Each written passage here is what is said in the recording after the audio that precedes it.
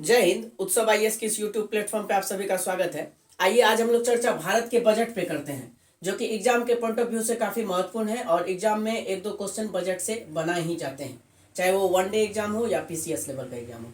तो आइए आज हम लोग चर्चा भारत के बजट पे करते हैं। तो बजट मतलब क्या होता है, सबसे पहले हम लोग जो एक दो जेन्युइन बात है, सामान्य सी बात है, उस पर हम लोग चर्चा करते हैं कि बजट का मतलब होता है एक चमड़ा का थैला। ठीक है, बजट की बात अगर आर्टिकल में करें तो आर्टिकल 112 यानी कि 112 आर्टिकल में बजट का बात है। बजट तो हम लोग जेन्युइन भाषा में बजट बोलते हैं, लेकिन बजट को वार्षिक वित्तीय विवरण कहा जाता है। संविधान में इसको वार्षिक वित्तीय विवरण के नाम से जाना जाता है। आर्टिकल 112 में इसका वर्णन किया गया है बजट का। इस बार जो बजट पेश किया गया है निर्मला सीतारमन के द्वारा, क्योंकि अभी वित्त मंत्रालय निर्मला सीतारमन जी के पास है, तो इस बार बजट पेश करने का काम निर्मला सीतारमन जी ने किया है, जो कि लगातार चौथी बार बजट को पेश करने का काम किया है। अगर हम बात करें कि सबसे ज्यादा बजट, सर्वाधिक बजट कौन पेश किया है, तो वो है मोरारजी देसाई, जो कि मोरारजी देसाई 10 बार सर्वाधिक बजट पेश करने का काम मोरारजी देसाई जी ने किया है। और चौथी बार इस बार लगातार निर्मला सीतारमन ने। बजट आर्टिकल 112 में है। निर्मला सीतारमन इस बार प्रस्तुत की है, जो कि कितने बार है, चौथी बार है। सर्वाधिक कौन किया है, तो मोरारजी देसाई ने किया है। मोरारजी देसाई ने 10 बार किया है। कितने आर्टिकल में है, तो 112 आर्टिकल में। बजट का मतलब होता है चमड़ा का थैला, लेकिन जेन्युइन भाषा में हम लोग बजट बोलते हैं, लेकिन बजट का मीनिंग होता है कि वार्षिक वित्तीय विवरण। ठीक है, और एक मतलब कि आने वाले सालों में जो है हम लोग क्या करने वाले हैं, उसमें हम लोग एक बजट बनाते हैं और उसी पे ये अभी हम लोग चर्चा करेंगे कि अभी 2022-23 का बजट का क्या अनुमान है, कितने रुपए बजट में रखा गया है, किस विभाग में कितने रखा गया है, और राजकोषीय राजस्व घाटा कितना है, क्या क्या चीज इसमें इंपॉर्टेंट है, वो हम लोग डिस्कस करेंगे।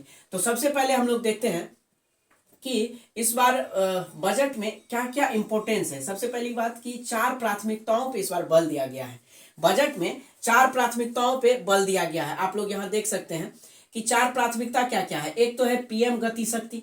पीएम गति शक्ति एक 4 प्राथमिकताओं में सबसे पहले है पीएम गति शक्ति, ये 4 प्राथमिकताओं में प्रथम। दूसरा है समावेशी विकास, यानी कि समावेशी विकास मतलब ओवरऑल डेवलपमेंट जिसको हम लोग बोलते हैं। ठीक है, समावेशी विकास। और तीसरी बात है उत्पादकता वृद्धि, निवेश, सनराइज अवसर और जलवायु कार्रवाई, ये है तीसरा। और चौथा इसमें है प्राथमिकता में निवेश को वित्तीय मदद।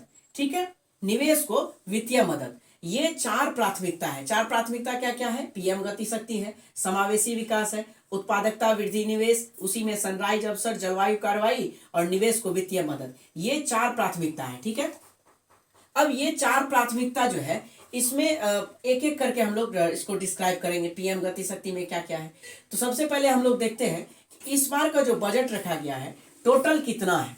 इस बार का कुल बजट जो है, इस बार का कुल बजट 39,44,909 करोड़ है। 39,44,909 करोड़ इस बार का टोटल बजट है। 39,44,909 करोड़, जिसको हम लोग अप्रोक्सीमेटली 39,45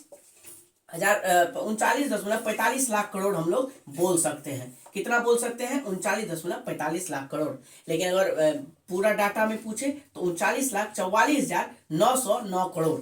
ठीक है, इतना है। उसको अगर हम लोग राउंड में करें तो 39,45 लाख करोड़। तो भारत का इस बार बजट कितना है, कुल बजट कितना है, तो 39,45 लाख करोड़। अब आइए इसमें हम लोग देखते हैं कि कहां कहां पे ये खर्च किए जा रहे हैं बजट में।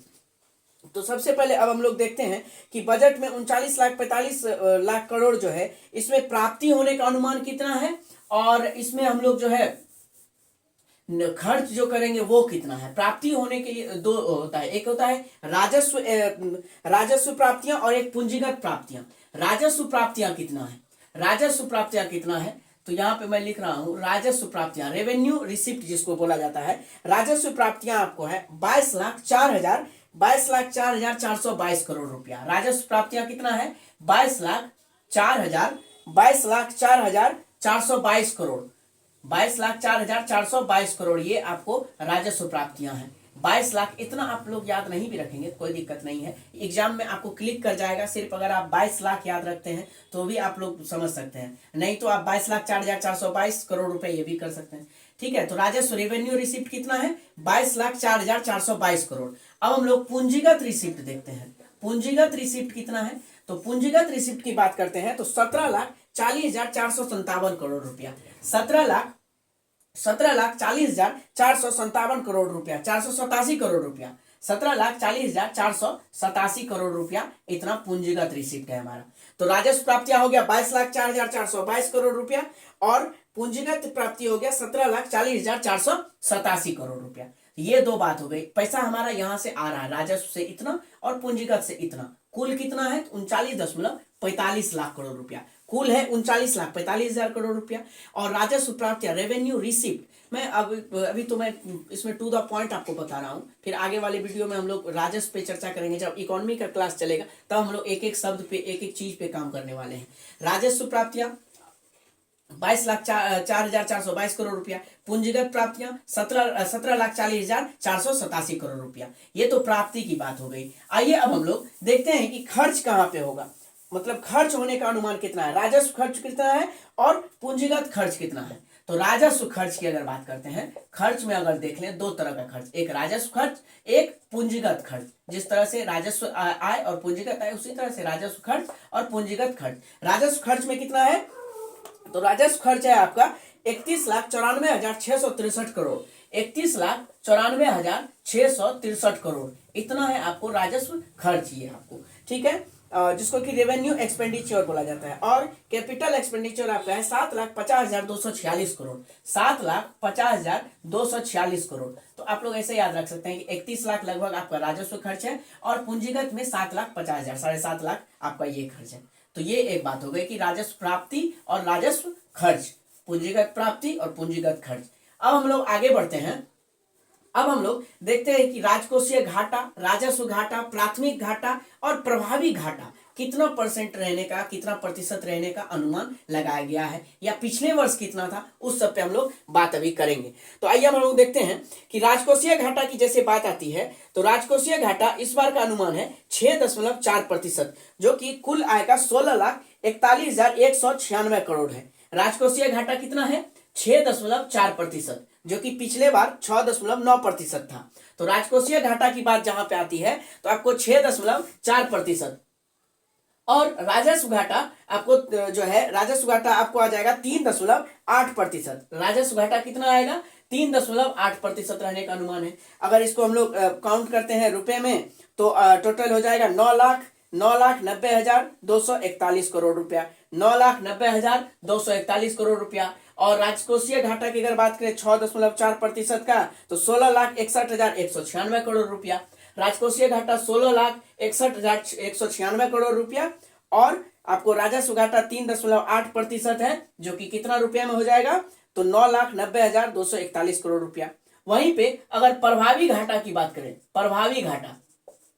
प्रभावी घाटा कितना है? क्वेश्चन में पूछा जाता है कि बताइए राजकोषीय घाटा का अनुमान 2022-23 के अनुसार कितना प्रतिशत है। आपको ऑप्शन में दे दिया जाएगा 6.4, 5.4, 7.4, 8.4। आपको ऑप्शन देके यहाँ पे टिक करना है 6.4, ठीक है। और अमाउंट में पूछ ले तो 16,61,196 करोड़ रुपया। प्रभावी घाटा की अगर बात करें तो प्रभावी घाटा परसेंटेज में 2.6% है। कितना है? 2.6% है प्रभावी घाटा। और प्राथमिक घाटा की अगर बात करें तो प्राथमिक घाटा है आपको 2.8%, 2.8% ये आपको प्रभावी घाटा है। तो ये चार तरह के घाटा है। राजकोषीय घाटा, राजकोषीय घाटा में आपको जो 6.4% है। उसके बाद ये राजस्व घाटा जो है, राजस्व घाटा 3.8% है। प्रभावी घाटा 2.6% है और प्राथमिक घाटा 2.8% है। देखिए यहाँ पे आप राजकोषीय घाटा 6.4, इसको आधा कर दीजिएगा 3.8, 4 दूनी 8 यहाँ पे हो जाएगा। यहाँ पे प्रभावी घाटा 2.6 है, यहाँ पे तो सिर्फ 0.2 में यहाँ बढ़ा देना है, प्राथमिक में 2.8 हो जाएगा। तो ये चार तरह के घाटा हो गए, राजकोषीय, राजस्व, प्रभावी और प्राथमिक। अभी उससे पहले मैंने आपको ये रेवेन्यू रिसिप्ट, कैपिटल रिसिप्ट, फिर रेवेन्यू एक्सपेंडिचर और कैपिटल एक्सपेंडिचर के बारे में बता दिया। और कुल बजट भारत का कितना है? तो 39,45 लाख करोड़ रुपया ये कुल लागत है ये, ठीक है। तो ये सब चीज पे ध्यान देते हुए, और चार प्राथमिकता कौन कौन था? तो एक पीएम गति शक्ति, समावेशी विकास, उत्पादकता वृद्धि निवेश और निवेश को वित्तीय मदद।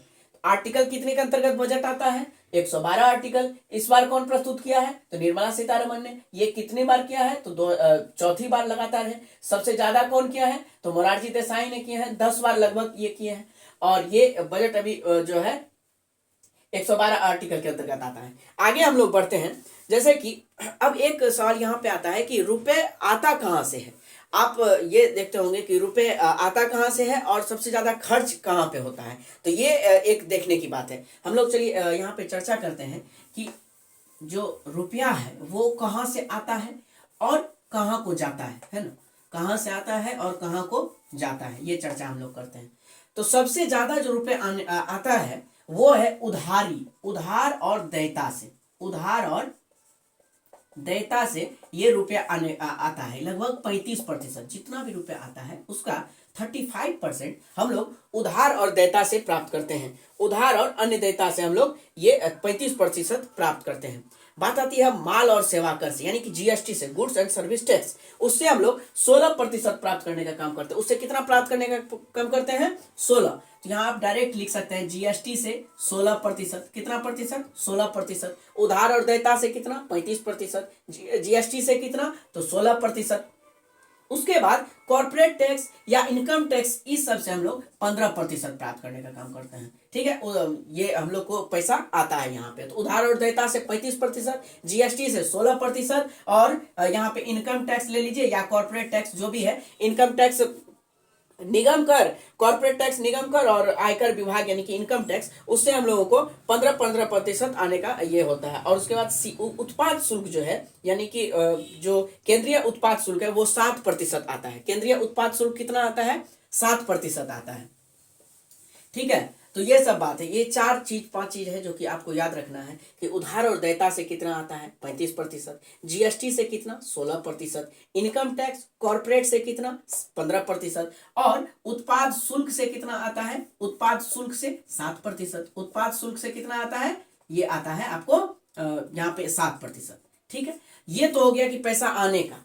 अब देखते हैं कि रुपया कहाँ जाता है। रुपया कहाँ जाता है? तो सबसे ज्यादा रुपया जो जाता है वो है ब्याज अदायगी में। सबसे ज्यादा रुपया कहाँ जाता है? ब्याज अदायगी में जाता है। ठीक है, उसके बाद करों और शुल्कों में राज्यों का हिस्सा में जाता है 17%, केंद्रीय क्षेत्र की योजना में जाता है 15%, केंद्रीय वित्त और अन्य अंतरण में 10%, और केंद्रीय प्रायोजित योजनाओं में 9%। तो एक बात इंपॉर्टेंट है कि रुपया सबसे ज्यादा ब्याज अदायगी में जाता है। ये बात आप लोगों को याद हो गई होगी कि रुपया आता कहाँ से है। तो उधार यानी कि जो हम ऋण लिए रहते हैं या कोई हमें जो ऋण देता है उसमें 35%, फिर जीएसटी में कितना? तो 16% बताते जा रहा हूं और इसको मिटाते भी जा रहा हूं। इनकम टैक्स कॉर्पोरेट टैक्स से हम लोग को 15%, उत्पाद शुल्क में 7%। ठीक है, अब हम लोग देखते हैं कि रुपया जाता कहाँ। तो जाता, एक इंपॉर्टेंट आप याद रखिए कि ब्याज में हमारा सबसे ज्यादा रुपया जाता है, लगभग कितना? 20%। ठीक है, एक बात इंपॉर्टेंट ये है कि जाता कहाँ पे है सबसे ज्यादा? तो ब्याज में जाता है 20%।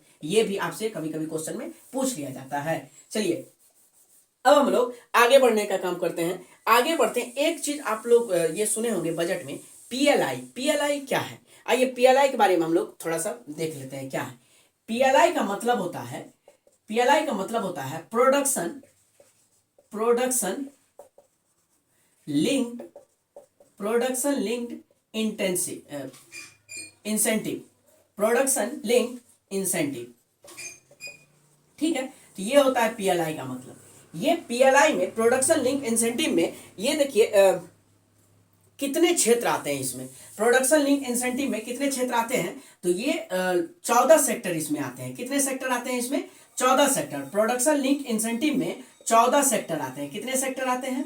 14 सेक्टर। अगर आपसे पूछे कि पीएलआई क्या है तो प्रोडक्शन लिंक इंसेंटिव इसका फुल फॉर्म होता है। अब इसमें है कि कितने सेक्टर इसके अंतर्गत आते हैं? तो 14 सेक्टर आते हैं। इसमें 14वां सेक्टर कौन सा है? तो 14वां सेक्टर कौन सा है? तो ड्रोन है। 14वां सेक्टर कौन सा है? तो ड्रोन है। आप यहाँ पे लिखेंगे कि 14वां सेक्टर कौन सा है? ड्रोन है। ठीक है, इस ड्रोन को, उसके बाद 15वां सेक्टर कौन सा बनने वाला है? तो 5G बनने वाला है। 15वां सेक्टर कौन बनने वाला है? 5G। 14वां सेक्टर कौन सा है? ड्रोन। इसमें कितने सेक्टर हैं? पीएलआई में 14 सेक्टर। पीएलआई का फुल फॉर्म क्या होता है? Production linked incentive. उसके बाद 14 सेक्टर जो है, इसमें कितना, इस बार बजट में कितना रुपए इसके लिए जो है आवंटित किए गए हैं? तो आपसे ये क्वेश्चन पूछेगा कि इसमें कितने रुपए आवंटित किए गए हैं। तो इसमें इस बार जो है high efficiency solar PV modules पर 19,500 करोड़ रुपए आवंटित किए गए हैं। इसी पीएलआई सेक्टर में जो 14 सेक्टर है उसमें एक सेक्टर है ये आपको efficiency solar PV modules, high efficiency solar PV modules, इसमें 19,500 करोड़ रुपए इस बार आवंटित किए गए हैं। तो पीएलआई के तहत एक सेक्टर है high efficiency solar module PV module, इसके तहत उसको 19,500 करोड़ रुपए इस बार आवंटित किए गए हैं। मैं उम्मीद कर रहा हूं कि आप लोगों का बहुत ही अच्छा रिवीजन बजट से हो रहा होगा। ठीक है, सॉरी। तो पीएलआई के अंतर्गत high efficiency solar PV modules के लिए कितना बजट आवंटित किया गया है? तो 19,500 करोड़। ठीक है, एक तो बात यहां पे हो गई। आपसे मैं सवाल पूछता हूं, आप बताएंगे 14वां सेक्टर कौन सा है? तो ड्रोन है। 15वां कौन सा है? तो 5G है। पीएलआई में कितने सेक्टर? 14। अभी बनने वाला है 15वां सेक्टर 5G। अब हम लोग आगे बढ़ते हैं कि आगे जैसे बढ़ते हैं तो अब मैंने आपको बताया कि इस बार बजट में 4 प्राथमिकताओं पे काम किया गया है। बजट में कितने प्राथमिकताओं पे काम किया गया है? 4 प्राथमिकताओं पे काम किया गया है। उस 4 प्राथमिकताओं में जो इंपॉर्टेंट है, जो सबसे पहले पीएम गति शक्ति। पीएम गति शक्ति में क्या क्या है, आइए हम लोग इस पे चर्चा करते हैं। पीएम गति शक्ति में सबसे पहले आता है सड़क। सबसे पहले क्या आता है? सड़क। दूसरा क्या आता है आपको?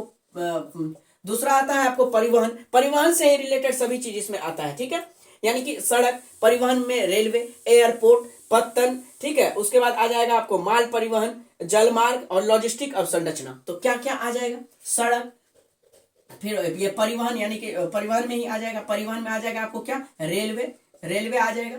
रेलवे के बाद फिर एयरपोर्ट आ जाएगा। एयरपोर्ट आ जाएगा। फिर क्या आ जाएगा? पत्तन आ जाएगा। फिर क्या आ जाएगा? जलमार्ग आ जाएगा। फिर जलमार्ग आ जाएगा। फिर क्या आ जाएगा आपको? लॉजिस्टिक पार्क आ जाएगा। क्या आ जाएगा? एक लॉजिस्टिक पार्क आ जाएगा। चलिए एक एक करके हम लोग अब इसको देखने का काम करते हैं। ठीक है, एक एक करके अब हम लोग इसको देखने का काम करते हैं। सबसे पहले हम लोग सड़क पे बात करते हैं। तो इस बार पीएम गति शक्ति के अंतर्गत सड़क जो है एनएच का निर्माण 25,000 किलोमीटर एनएच का निर्माण होना है। तो आपसे सवाल बनेगा कि बजट 2022-23 के अनुसार एक प्राथमिकता है पीएम गति शक्ति, उसके अंतर्गत एक योजना है सड़क पे काम करने वाला, और उसके अंतर्गत कितने एनएच का निर्माण इस बार होना है बजट के हिसाब से। तो आपका जवाब होना चाहिए कि पीएम गति शक्ति योजना के तहत सड़क का निर्माण 25,000 किलोमीटर एनएच का निर्माण करना है। ये पीएम गति शक्ति अंतर्गत सड़क जो है कितना बनेगा? तो 25,000 किलोमीटर। अब एक एक करके यहाँ पे मैं जो जो इंपॉर्टेंट है वो बताते जाता हूँ। तो सड़क, सड़क में फिर रेलवे, रेलवे में एयरपोर्ट, एयरपोर्ट पत्तन, पत्तन जलमार्ग, जलमार्ग के बाद फिर लॉजिस्टिक पार्क और फिर माल परिवहन वगैरह सब। तो सबसे पहले सड़क से एक दो बात जो यहाँ पे है इंपॉर्टेंट, वो पटा यहाँ हम लोग तुरंत से लिख लेते हैं। क्या है कि सड़क कितना निर्माण होना है? 25,000 किलोमीटर एनएच का निर्माण होना है। ठीक है, कितना निर्माण होगा सड़क के लिए? तो 25,000 किलोमीटर एनएच का निर्माण होना है। ठीक है, और वर्ष 2022-23 में पीपीपी मोड पर आधारित 4 स्थानों पर मल्टी मॉडल लॉजिस्टिक पार्क जो है ये आरंभ किया जाएगा। तो आपसे पूछेगा कि पीपीपी मॉडल क्या है? तो पब्लिक प्राइवेट पार्टनरशिप। ठीक है, पब्लिक प्राइवेट पार्टनरशिप। तो पीपीपी मॉड्यूल के आधार पर, पीपीपी मॉड्यूल के आधार पर कितने लॉजिस्टिक पार्क बनाने का ये है? तो पीपीपी मॉड्यूल के आधार पर 4 स्थानों पर मल्टी मॉडल लॉजिस्टिक पार्क बनेगा। पीपीपी मॉड्यूल के आधार पर कितने स्थानों पर मल्टी मॉडल लॉजिस्टिक पार्क बनेगा? तो 4 स्थानों पर बनेगा। ठीक है, कितना एनएच बनेगा? तो 25,000 किलोमीटर एनएच बनने का ये काम होगा। ठीक है, आगे बढ़ते हैं हम लोग। आगे देखते हैं रेलवे से रिलेटेड कि एक स्टेशन एक उत्पाद का इस बार इसमें काम किया गया है। रेलवे में एक स्टेशन एक उत्पाद, इसमें ये अवधारणा इसमें इस बार लाया गया है। उसके बाद आत्मनिर्भर भारत के अंतर्गत वित्तीय वर्ष 2022-23 में 2,000 किलोमीटर रेलवे नेटवर्क को कवच सुरक्षा प्रणाली से जोड़ा जाएगा और अगले 3 साल में 400 नए वंदे भारत ट्रेन का विकास और विनिर्माण किया जाएगा। तो एक क्वेश्चन यहाँ पे है कि आपसे पूछा जाएगा कि कवच प्रोग्राम किससे संबंधित है, या कवच जो है ये मतलब आपको दे दिया जाएगा किस योजना से संबंधित है। आपको ऑप्शन में दे दिया जाएगा सड़क, रेलवे, एयरपोर्ट, क्या? तो ये रेलवे से संबंधित है। कवच क्या है? देखिए अब यहाँ पे जो क्वेश्चन बनेगा वो मैं डायरेक्ट यहाँ पे लिखता हूँ। तो 2,000 किलोमीटर रेलवे पटरी को, यहाँ से ये 2,000 किलोमीटर रेलवे पटरी को कवच योजना के तहत ये इसमें इसको कवर किया जाएगा। जो अगर मान लीजिए यहाँ इधर से भी ट्रेन आ रही है, इधर से भी ट्रेन आ रही है, तो वो एक्सीडेंट ना हो, वो अगर एक सामने आ जाए तो वो एक इस तरह का यंत्र उसमें लगाया जाएगा, एक उपकरण लगाया जाएगा जो कि सामने आने पर खुद ब खुद वो अपने से रुक जाए और एक्सीडेंट ना हो। तो इसका कवच का जो सुरक्षा कवच है ये इसका उद्देश्य एक ही है कि जीरो एक्सीडेंट। इसका उद्देश्य क्या है कि जीरो एक्सीडेंट, यानी अगर इधर से भी ट्रेन आ रही है और इधर से भी ट्रेन आ रही है तो दोनों आपस में टकरा ना जाए, उसके लिए कवच, एक सुरक्षा कवच का काम करेगा यहाँ पे, जो कि स्वयं यहाँ पे खुद ब खुद यहाँ पे रुक जाएगा और उससे जीरो एक्सीडेंट होगा। यानी कि कवच लाने का एक ही उद्देश्य है कि जीरो एक्सीडेंट हो। कितने किलोमीटर रेलवे पे ये निर्माण किया जा रहा है? तो 2000 किलोमीटर, 2000 किलोमीटर रेलवे पे कवच, यानी और उसका उद्देश्य जीरो एक्सीडेंट। रेलवे से एक बात, और एक स्टेशन एक उत्पाद में भी ये रेलवे में इस बार ये किया गया है कि हर एक स्टेशन अपना एक विशेष पहचान के लिए वो उत्पाद को बढ़ावा देगा, उस एक प्रोडक्ट को बढ़ावा देगा, ताकि उस रेलवे का भी उस रेलवे प्लेटफॉर्म का भी नाम जो है भारत लेवल पे या विश्व लेवल पे जाए। तो इस तरह से भी इस योजना को काफी प्रोत्साहित करने का काम किया जा रहा है। ठीक है, तो कवच भी हम लोग समझ गए, रेलवे से भी समझ गए। एक बात इसी में है कि इस बार ये रेलवे के तहत कितने वंदे भारत ट्रेन को चलाया जा रहा है? तो 400 वंदे भारत ट्रेन। कितने वंदे भारत ट्रेन? तो 400 वंदे भारत ट्रेन। कितने वंदे भारत ट्रेन? 400 वंदे भारत ट्रेन। ठीक है, एक बात ये हो गई। आगे बढ़ते हैं कि अगले 3 साल में 100 पीएम गति शक्ति कार्गो टर्मिनल्स तैयार किया जाएगा। और कितने कार्गो, अब से क्वेश्चन होगा कि कितने पीएम गति शक्ति के तहत कितने कार्गो टर्मिनल्स तैयार किया जाएगा? तो 100 कार्गो टर्मिनल्स ये तैयार किया जाएगा। कितने वंदे भारत? तो 400 वंदे भारत। कितने किलोमीटर में कवच का ये होगा? तो 2000 किलोमीटर रेलवे में। 1 स्टेशन 1 प्रोडक्ट। कितना एनएच? 25,000 किलोमीटर एनएच का निर्माण किया जाएगा। ये सब पीएम गति शक्ति के तहत। अब हम लोग आगे बढ़ते हैं, पर्वतमाला पे आते हैं। तीसरा, पर्वतमाला। पर्वतमाला को अब सड़क परिवहन मंत्रालय के अंतर्गत लाया गया है, जिसमें 8 रोपवे का निर्माण किया जाएगा। जिसमें क्या? 8 रोपवे का निर्माण किया जाएगा। बस इससे 2 ही बात इंपॉर्टेंट है कि पर्वतमाला अब जो है सड़क मंत्रालय, सड़क एवं परिवहन मंत्रालय के अंतर्गत आ गया है। आप लोग बताइए कि सड़क एवं परिवहन मंत्रालय वर्तमान में कौन है? नितिन गडकरी साहब है। ठीक है, पर पर्वतमाला जो है ये योजना अब सड़क एवं परिवहन मंत्रालय के अंतर्गत आ गया है और इसके अंतर्गत 8 रोपवे का निर्माण किया जाएगा। ठीक है, ये रोपवे होता है जहां पे दुर्गम स्थिति होती है, लोग जा नहीं पाते हैं सड़क के माध्यम से, तो रोपवे के माध्यम से लोग एक जगह से दूसरे जगह आसानी से सफर को तय कर सकते हैं। इसलिए ये रोपवे कार्यक्रम लाया गया है और यह पर्वतमाला ये कार्यक्रम अब सड़क एवं परिवहन मंत्रालय के अंतर्गत आ गया है, जिसके अंतर्गत भारत में 8 रोपवे का निर्माण ये किया जाएगा। ठीक है, आगे हम लोग बढ़ते हैं। पर्वतमाला भी हम लोग समझ चुके हैं। आगे बढ़ते हैं, एक कृषि से संबंधित बात है कि गंगा नदी के 5 किलोमीटर तक क्या किया जाएगा कि प्राकृतिक खेती को बढ़ावा देने के लिए उस पर काम किया जाएगा। प्राकृतिक खेती को बढ़ावा देने के लिए उस पर काम किया जाएगा गंगा नदी के दोनों तरफ 5 किलोमीटर। ठीक है, अब आगे बढ़ते हैं। बजट 2022-23 में जो है नदी जोड़ो लिंक परियोजना पे काम किया जा रहा है, जिसमें कि 5 नदी पे काम किया जा रहा है। कौन कौन 5 नदी है? तो दमन गंगा पिंजाल है, पार तापी नर्मदा है, गोदावरी कृष्णा है, कृष्णा पेन्नार और पेन्नार कावेरी। तो बजट 2022-23 में नदी लिंक जोड़ो परियोजना के तहत 5 नदी लिंक जोड़ो परियोजना चलाया जा रहा है। और वो 5 नदी लिंक जोड़ो परियोजना कौन कौन सा है, आइए हम लोग चर्चा करते हैं। ये सब भारत के पश्चिमी तरफ है, जो कि महाराष्ट्र गुजरात साइड में है। तो एक पहला नदी जोड़ो परियोजना का नाम क्या है? दमन गंगा पिंजाल। पहला है दमन गंगा पिंजाल, दूसरा है पार तापी नर्मदा, दूसरा है पार तापी नर्मदा, तीसरा है गोदावरी कृष्णा, तीसरा कौन सा है? गोदावरी कृष्णा। चौथा कौन सा है? कृष्णा पेन्नार। चौथा कौन सा है? कृष्णा और पेन्नार। और पांचवा कौन सा है? पेन्नार और कावेरी।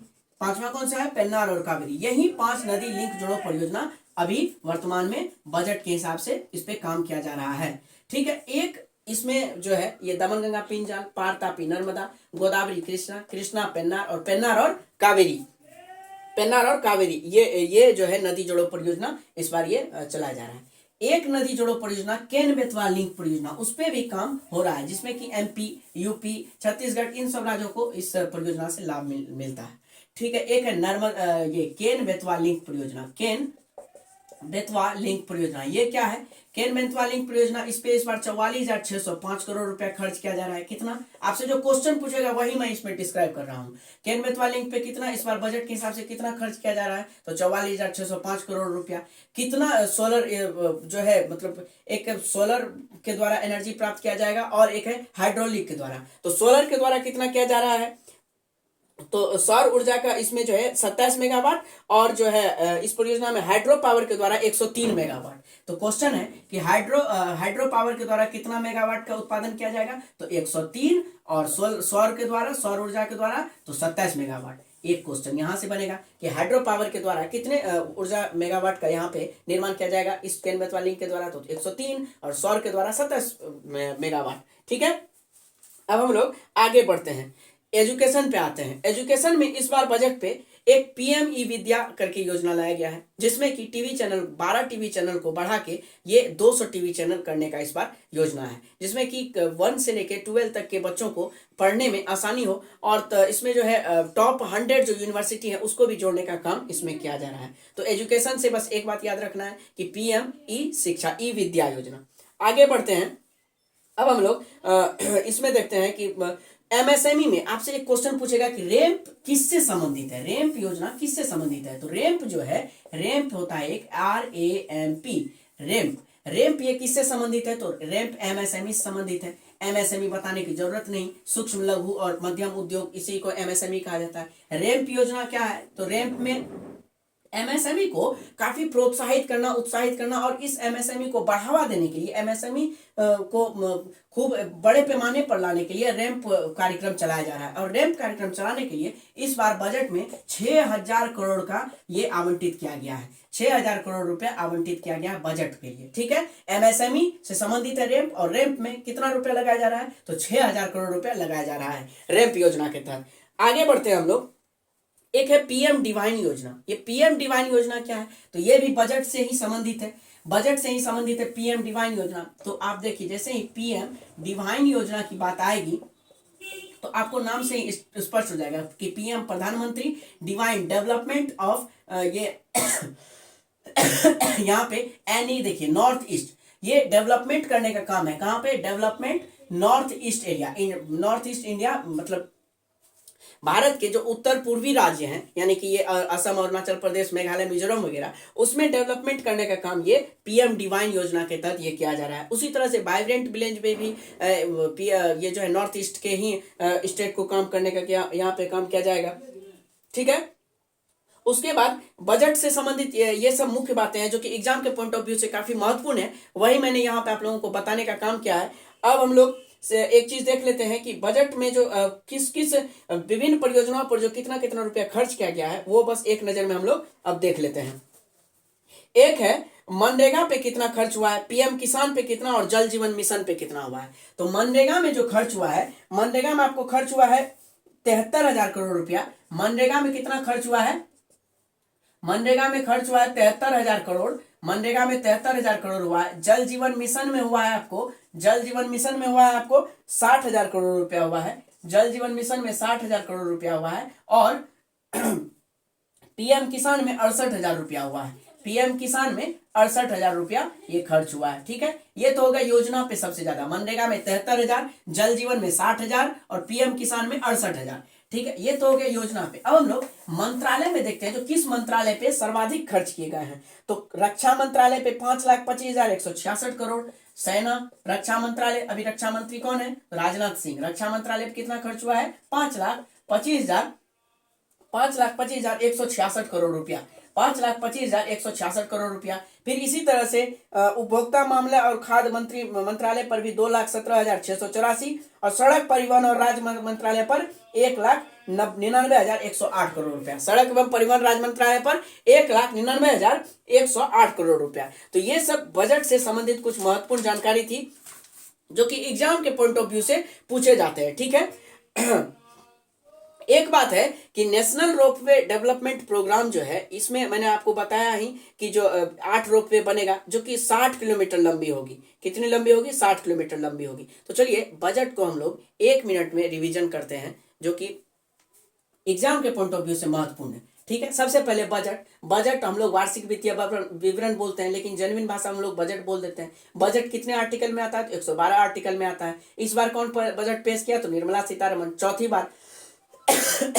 इस बार के बजट को अमृतकाल का बजट कहा जाता है, क्योंकि आने वाले 25 साल में हम लोग आजादी के 100 वर्ष का उत्सव मनाएंगे और इसीलिए इसको इस बार का अमृतकाल का बजट, और अमृतकाल में हम लोग प्रवेश कर चुके हैं, इसलिए इस बजट को अमृतकाल का बजट कहा जाता है। ठीक है, सबसे ज्यादा मोरारजी देसाई ने प्रस्तुत किया है बजट 10 बार। मोरारजी देसाई ये प्रस्तुत करने का काम किए हैं 10 बार।